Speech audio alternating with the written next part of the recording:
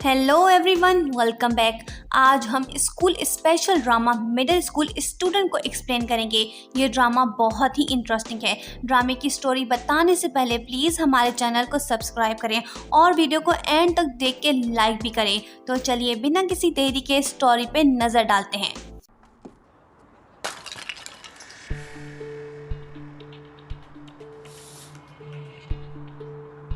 कहानी की शुरुआत में हम देखते हैं हेजुन को, जो नंबर 1 स्टूडेंट है। वो प्रीवियस स्कूल में पोजीशन होल्डर था, पर उसकी फैमिली को दूसरे सिटी शिफ्ट होना पड़ा क्योंकि वो चाहते हैं कि हेजुन अच्छे स्कूल में पढ़े। जब हेजुन ओवरपास ब्रिज क्रॉस कर रहा होता है तो तभी उसकी नज़र पड़ती है एक स्कूल गर्ल पे। पहले तो वो उसे इग्नोर करता है, लेकिन जब उसे महसूस होता है कि ये लड़की सुसाइड करने वाली है तो वो सही टाइम पे उसे मरने से बचा लेता है। वो जिस लड़की को बचाता है उसका नाम है एनसियो। वो अपने पेरेंट्स के प्रेशर और बुली करने की वजह से तंग आके सुसाइड करना चाहती थी।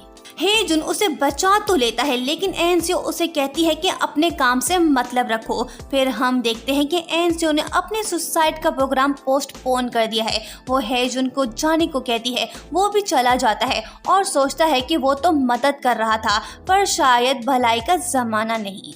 लड़की को बचाने के बाद हेजुन भागता है स्कूल की तरफ क्योंकि वो लेट हो गया है। आज उसका पहला दिन होगा नए स्कूल में, पर पहुंचने पे उसे पनिशमेंट मिलती है। वो क्लास के बाहर होता है, तभी एक लड़की उसके पास से गुजरती है। जब वो देखता है तो वो वही लड़की होती है जिसको उसने बचाया था, यानी एनसियो। दोनों एक ही क्लास में हैं। 3 वीक्स के बाद स्कूल में एग्जाम्स होते हैं। ये एग्जाम्स इम्पॉर्टेंट हैं क्योंकि जो स्टूडेंट फर्स्ट और सेकंड आएगा वो स्पेशल क्लासेस अटेंड कर सकेगा। हेजुन और एनसियो दोनों एग्जाम्स में अपेयर होते हैं। हेजुन उसकी तरफ देखता है, पर वो फोकस्ड होकर एग्जाम पेपर सॉल्व करता है।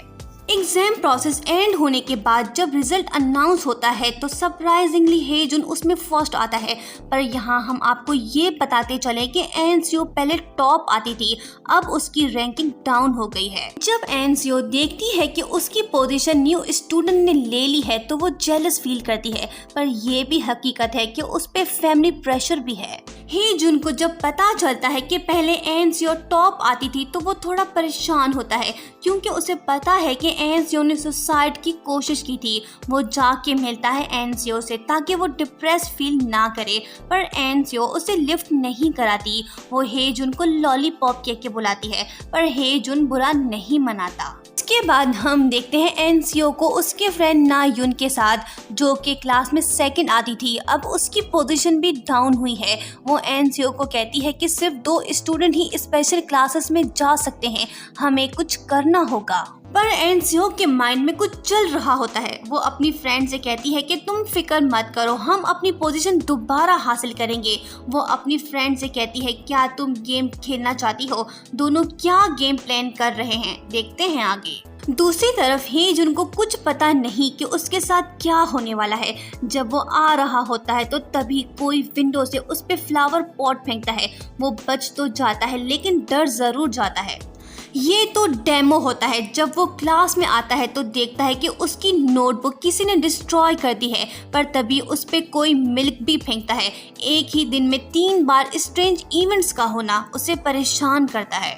वो अपने फ्रेंड किम से पूछता है इस बारे में। उसका फ्रेंड कहता है कि अबे बेवकूफ़, तुम फर्स्ट जो आए हो तभी तुम्हारे साथ ऐसा हो रहा है। वो इशारा करके कहता है कि तुमने इस लड़की की पोजीशन ली है, शायद ये तुम्हें डरा रही है। पर हेजुन उसकी बातों को इग्नोर करता है और सोचता है कि ये लड़की तो खुद डिप्रेशन में है, वो कैसे मेरे साथ ऐसा कर सकती है। इसके बाद वो जाता है एनसियो के पास, पर हम देखते हैं कि एनसियो भी उसके करीब आना चाहती है। किस वजह से अंदाजा लगाना मुश्किल नहीं। दोनों बातें करते हैं। हेजुन शायद उसे डिप्रेशन से निकालना चाहता है। वो एनसियो को फ्रेंड बनाना चाहता है ताकि वो आइंदा सुसाइड करने की कोशिश ना करे।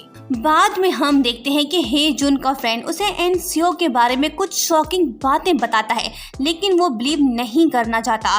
पर जब उसकी नजर पड़ती है एनसीओ पे जो एक ओल्ड पर्सन के साथ बात कर रही होती है, वो पर्सन एनसीओ पे गुस्सा होता है। ये देख हे जुन जाके एनसीओ को प्रोटेक्ट करने की कोशिश करता है और कहता है कि ये मेरी गर्लफ्रेंड है। फिर वो उसे वहां से ले जाता है। फिर एनसीओ उसे कहती है कि मैं कब से तुम्हारी गर्लफ्रेंड बनी।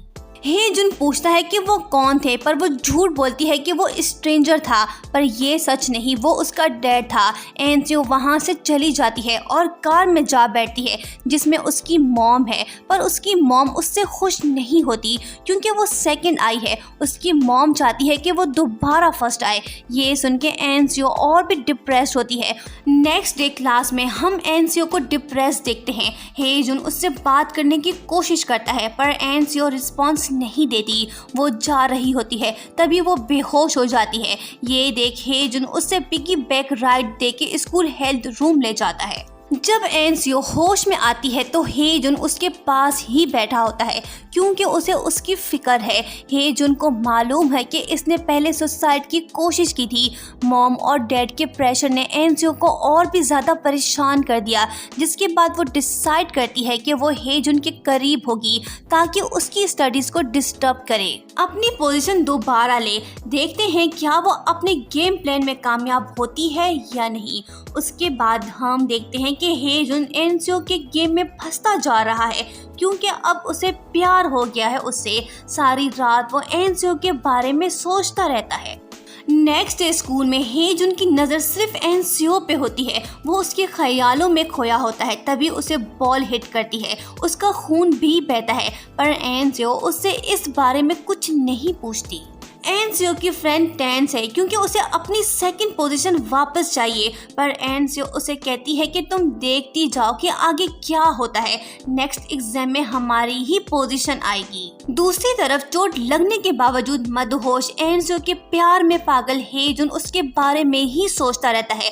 उसका फ्रेंड उसे वार्न करता है कि तुम उसके प्यार में मत पड़ो, वो तुम्हें बर्बाद कर देगी, लेकिन हे जुन उसकी कोई बात नहीं सुनना चाहता। पर तभी वो एनसीओ को बात करते सुन लेता है टीचर के साथ, जिसके बाद वो अपसेट होता है। वो जाके मिलता है एनसीओ से, उससे पूछता है टीचर के बारे में, पर एनसीओ उसे कहती है कि माइंड योर बिजनेस और कहती है कि मेरी फिक्र मत करो। पर हे जुन उसे कहता है कि हाँ मुझे तुम्हारी फिक्र है क्योंकि मैं तुम्हें लाइक करता हूँ। तुम भले मुझसे रूड पेश आओ, मुझे इग्नोर करो, पर मुझे तुमसे प्यार हो गया है। मैं तुम्हारे बारे में ही सोचता रहता हूँ। उसके बाद हम देखते हैं कि एनसीओ आसानी से उसे जवाब नहीं देना चाहती।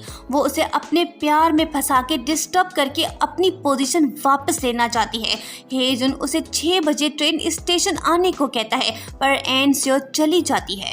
6 बजने से पहले हे जुन अपनी साइकिल लेके निकल पड़ता है ताकि वो ट्रेन स्टेशन जाए। वो जा रहा होता है, तभी उसकी साइकिल आउट ऑफ कंट्रोल हो जाती है। वो गिर जाता है, जिसके बाद वो अपनी साइकिल ले जाता है गैराज। वहाँ वर्कर उसे बताता है कि उसकी साइकिल के ब्रेक केबल किसी ने कट कर दिए थे। ये सुन के हे जुन थोड़ा शॉक्ड होता है, पर तभी उसके सेल फोन पे वार्निंग मैसेज आता है कि अपने आप को जान लो वरना ठीक नहीं होगा।